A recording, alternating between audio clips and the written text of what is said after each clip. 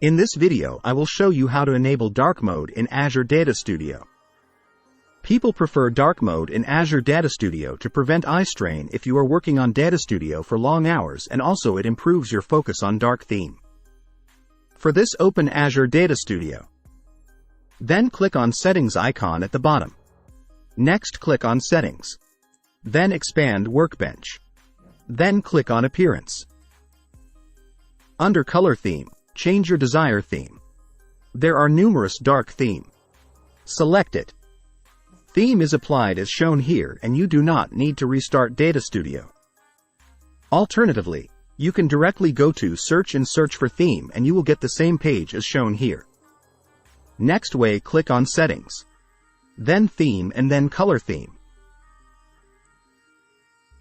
Then select your desired theme. In this way we can change theme to dark mode in Azure Data Studio.